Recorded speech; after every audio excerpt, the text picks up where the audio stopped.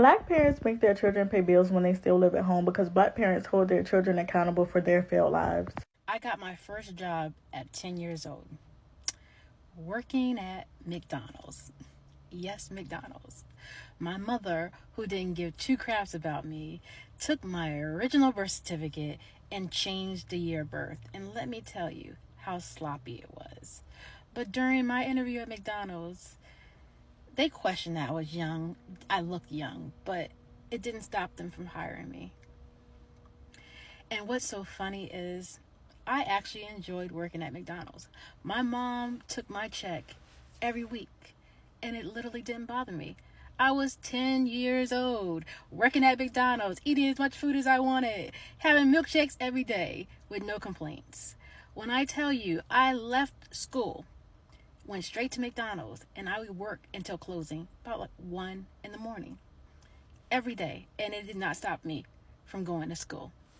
Even on the weekends I worked. So I got paid weekly. So by the time the week ended, I was roughly making between $300 to $400 a week. My mom took every single check. But again, I'm 10 years old. I didn't mind. I didn't care. I was working at McDonald's. But let me tell you the funniest thing about it. I went to school down the street. And I believe at 10 years old, that's elementary school. And let me tell you the funniest thing.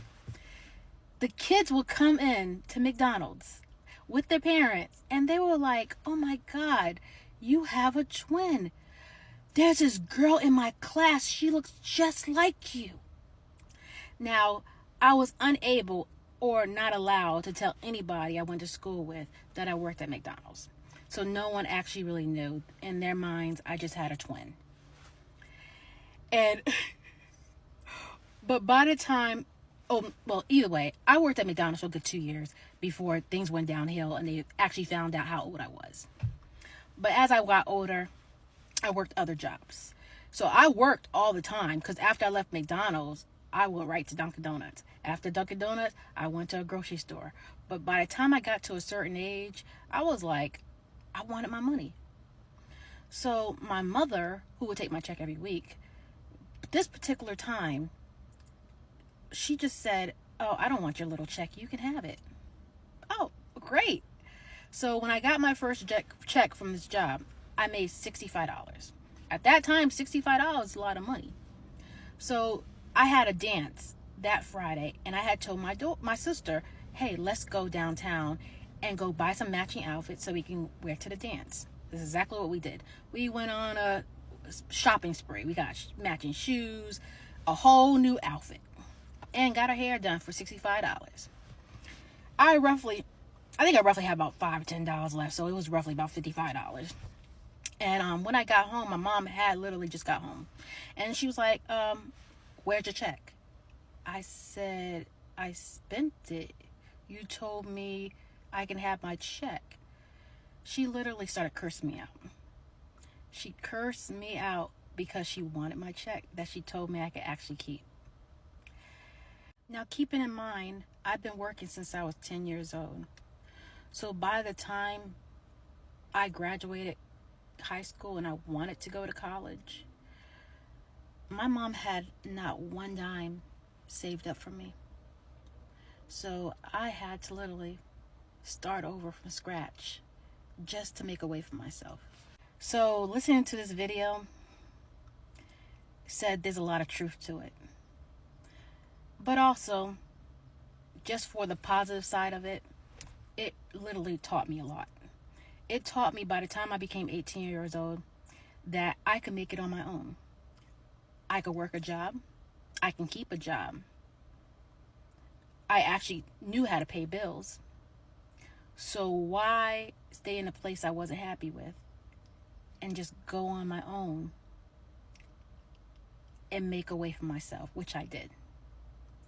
And the funniest thing about it, when I had my own apartment, this has to be a part 2, but I allowed my mother to come live with me in my 2-bedroom apartment, and I gave her the master bedroom. Mother ended up living with me. I allowed it because at those times we were told that you pretty much honor thy mother, thy father. So you just did as you were told.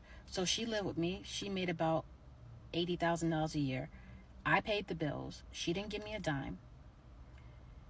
And this will be a whole nother story in regards to the nightmare I lived, allowing her to live under my roof, taking care of everything, while she literally just sat there and disrespected me. Black parents make their children pay bills when they still live at home because Black parents hold their children accountable for their failed lives. If you have a successful Black parent, the last thing they're going to do is make you pay bills because they don't need you to. And I think that this is something that's done specifically in the poor Black community. And I don't think that it has anything to do with teaching you responsibility, teaching you about bills, or teaching you how to save. I think that it's done in retaliation. I think a lot of Black parents hold resentment towards their kids because they had to put their life on hold in order to be a parent. I also feel like this is why when you get older, your parents make you feel like you owe them for being a parent because they put aside so many of their life dreams in their career and they made so many sacrifices in order to raise and take care of you. I personally feel like a lot of Black parents want their children to suffer in the same way that they had to suffer for having them.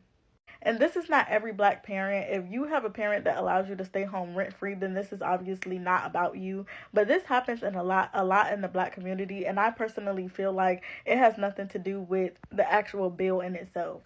I really think that Black parents set out to make their children struggle.